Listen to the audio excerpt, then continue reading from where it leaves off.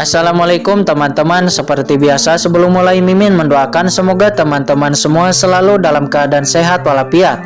Oke, kali ini kita akan melanjutkan Martial Master versi novel bagian 561. Bagi yang baru bergabung, selamat bergabung. Dan bagi yang belum subscribe dulu lah agar Mimin tambah semangat lagi nih bikin videonya. Oke, kalau sudah kita langsung masuk ke isi ceritanya.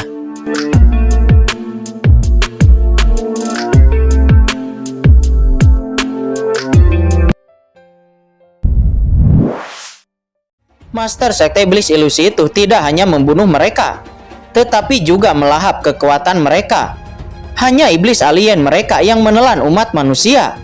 Kapan ada umat manusia yang bisa menelan mereka? Yemosi dan yang lainnya bertarung dengan gila-gilaan, tetapi tidak berhasil. Dalam sekejap, 8 lebih penguasa dari ras iblis aliennya telah jatuh. Mereka telah kehilangan setengah dari kekuatan tempur mereka. Pergi, Yemosi dan yang lainnya ingin melawan, tetapi melihat ini, kulit kepala mereka mati rasa, mengetahui bahwa rencananya telah gagal, dan tanpa ragu, mereka berbalik dan lari. Kemana kalian bisa pergi? Teriak Master Sekte Iblis Ilusi dengan marah. Dia memobilisasi kekuatannya dan menyerang semakin ganas. Seketika 3 Master Iblis Alien lainnya dipenggal olehnya. Tetapi Yemosi dan 2 iblis alien, mereka mengaktifkan metode rahasia dan menghilang dari sana. Dalam sekejap, langit di atas kota Tianlei yang awalnya sangat gelap, sekarang menjadi cerah kembali. Namun Master Sekte Iblis Ilusi itu tidak mengejar, tetapi kemudian dia menutup matanya untuk menenangkan pikirannya. Dan kemudian energi iblis perlahan mengalir ke dalam tubuhnya dan itu secara bertahap disempurnakan. Setelah menelan kekuatan sihir asli dari begitu banyak penguasa ras iblis alien, bahkan dia sedikit kewalahan.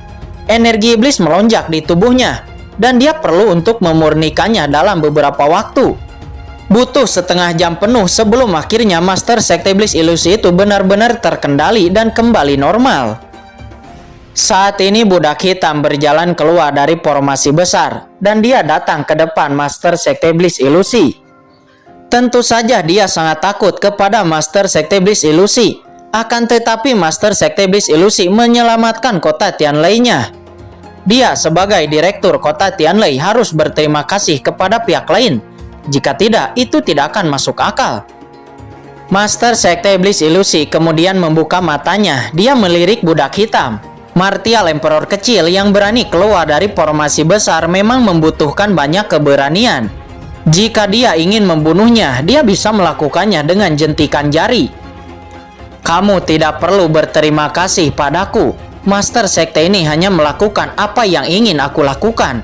Itu tidak ada hubungannya dengan kota Tianlei-mu, kata Master Sekte Iblis Ilusi.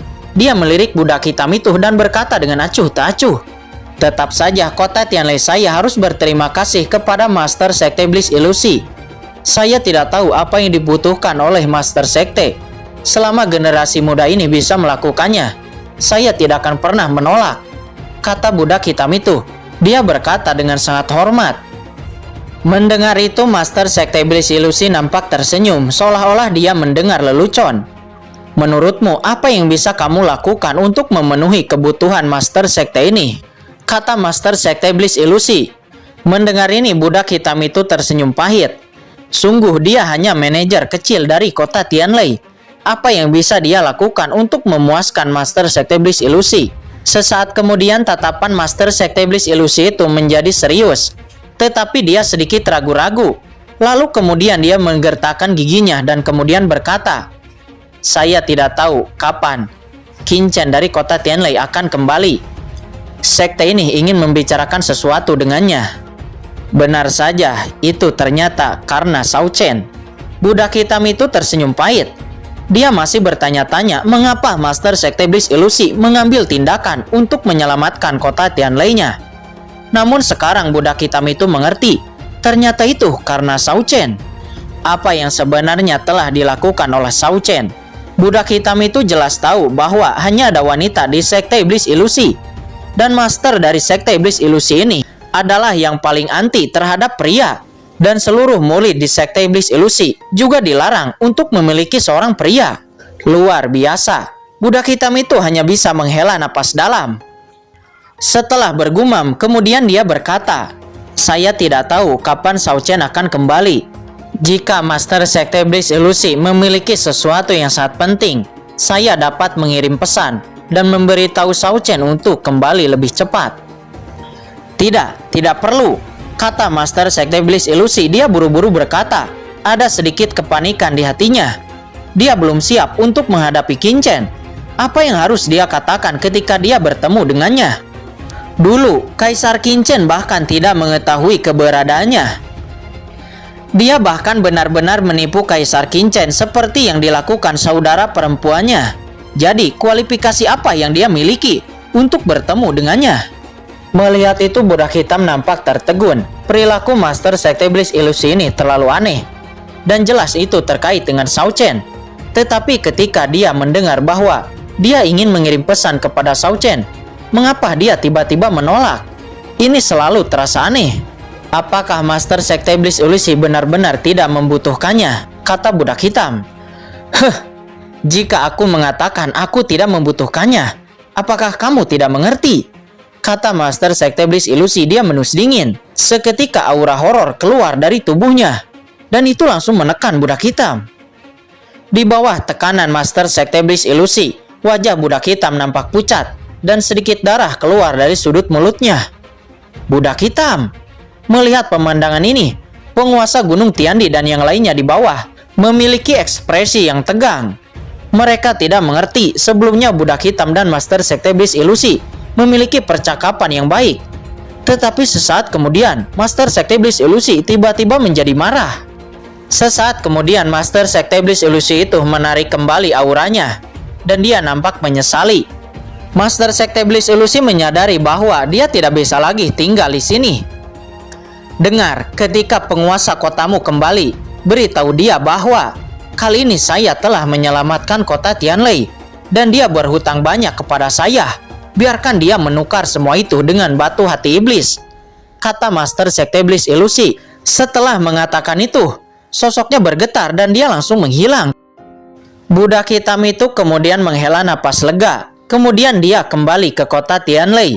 Begitu dia kembali, Yu Qianzu dan yang lainnya segera mengelilinginya dan bertanya tentang apa saja yang telah budak hitam dan Master Sekte Iblis Ilusi itu bicarakan sebelumnya.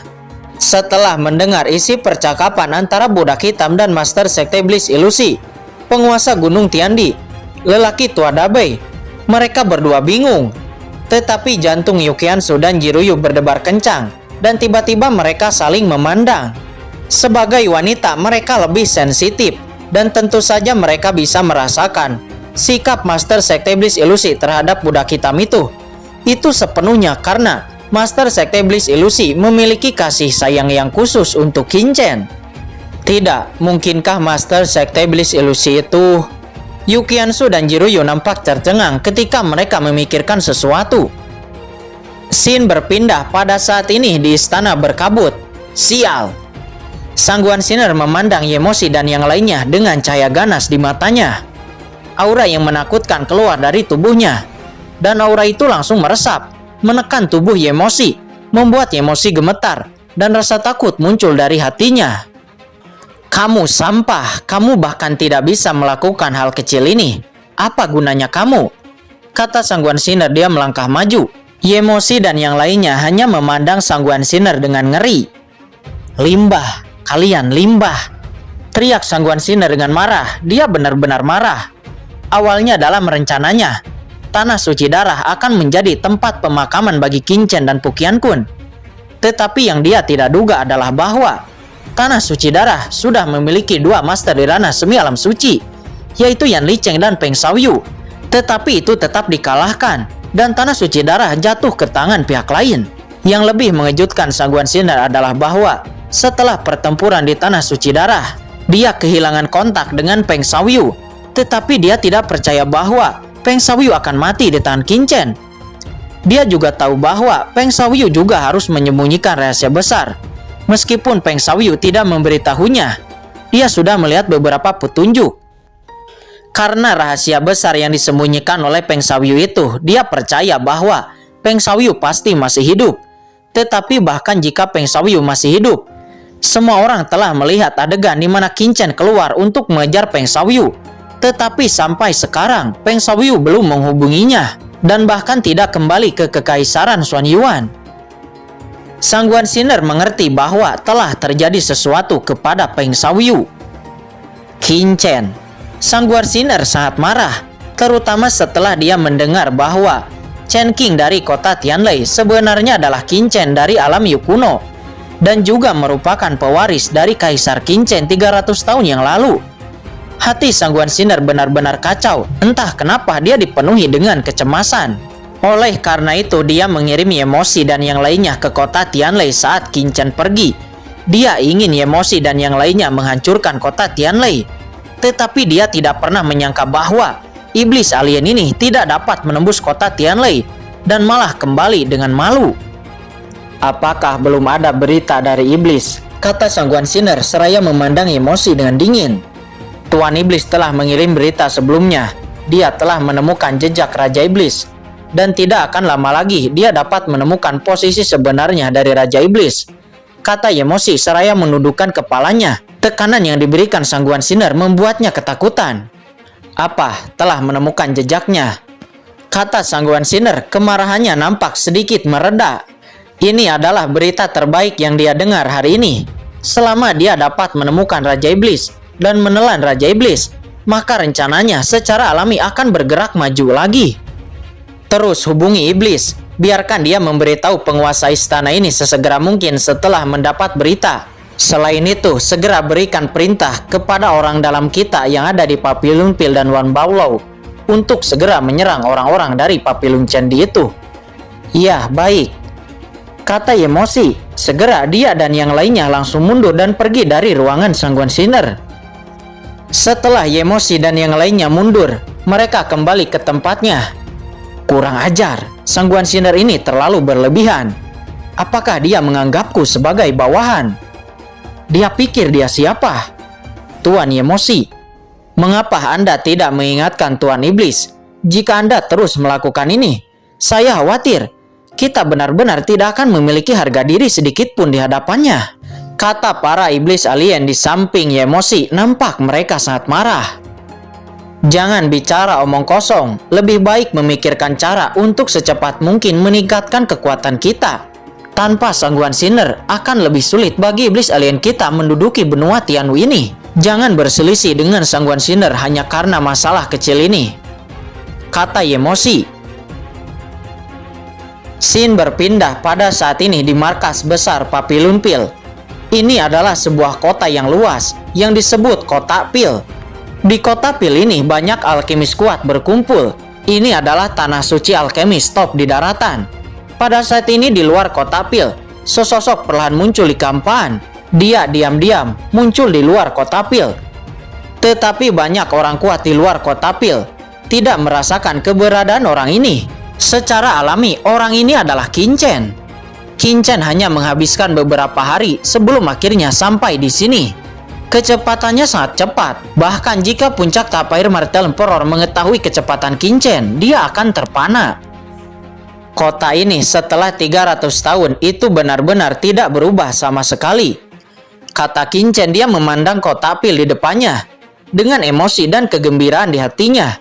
Meskipun Qin Chen dalam kehidupan sebelumnya memegang beberapa posisi penting, tetapi pada kenyataannya tempat dia tinggal paling lama sebenarnya adalah di Kota Pil. Di Kota Pil ini Qin Chen telah menghabiskan waktu bertahun-tahun dan secara alami saat akrab dengan tempat ini. Selanjutnya alih-alih masuk dan keluar dari gerbang kota, Qin Chen malah langsung menuju ke langit di atas Kota Pil. Dan dia langsung berjalan perlahan ke bawah. Meskipun Kota Pil adalah kota netral, tidak perlu membayar biaya apapun untuk masuk ataupun keluar.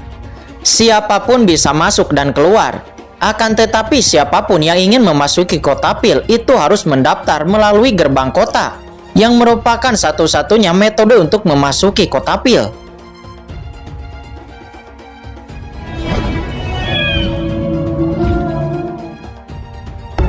Oke guys, sudah dulu ya. Jangan lupa subrek biar lanjut terus ceritanya. Bagi yang sudah subrek, mudah-mudahan dimudahkan rezekinya. Mimin undur diri. See you next and goodbye.